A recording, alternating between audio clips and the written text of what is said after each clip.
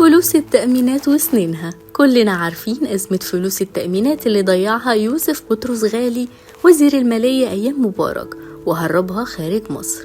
وطبعا عارفين اللي عمله النائب المناضل البدري فرغلي في موضوع فلوس التأمينات والمعاشات. النهاردة ميرفت التلاوي فتحت قلبها وكشفت أسرار وكواليس محدش كان يعرفها عن فلوس التأمينات والمعاشات. لو عايز تعرف الكواليس خليك معايا واسمع الفيديو ده.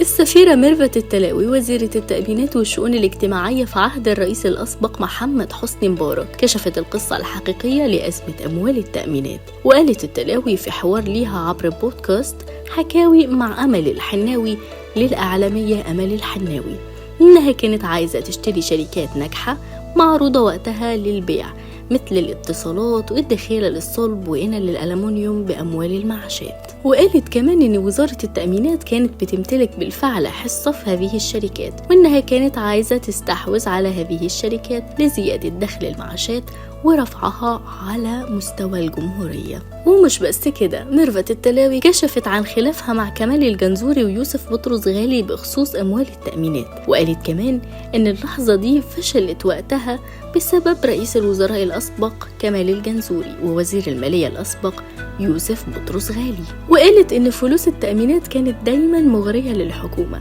فكان اللي ما عندوش ميزانية المشروع زي مشروع توشكا مثلا أو مدينة الإنتاج الإعلامي ياخد من فلوس التأمينات.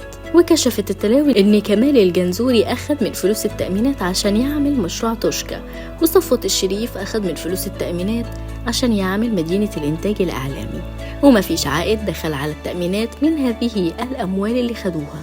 وعن اقتراح بطرس غالي بإعطاء أموال التأمينات للسيتي بنك، قالت ميرفت التلاوي إنه رفضت خطة وزير المالية الأسبق يوسف بطرس غالي لإعطاء أموال التأمينات لسيتي بنك في أمريكا لاستثمارها. وكشفت كمان إنها رفضت عرض وزير المالية الأسبق ورئيس سيتي بنك خوفا من ضياع أموال المعاشات.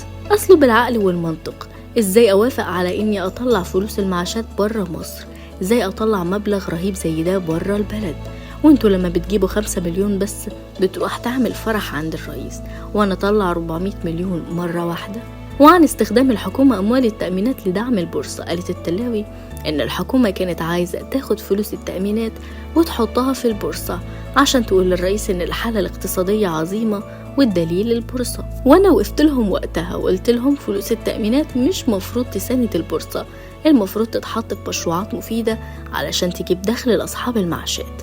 قالوا معلش وبتاع، وبرضه خدوا 500 مليون مني، ويوسف بطرس أعطاها المستثمر واحد في البورصة، وكانت النتيجة إننا خسرنا الفلوس كلها. وقالت التلاوي كمان لما الجنزوري جه طلب مني فلوس تاني للبورصة اشترطت أنا اللي أوزعها مش يوسف بطرس، ووزعت الفلوس بالتساوي على 12 شركة مسجلة في البورصة، وجبت وزير مالية سابق قاعد يراقب حركة الأسهم علشان نضمن إنها ماشية صح.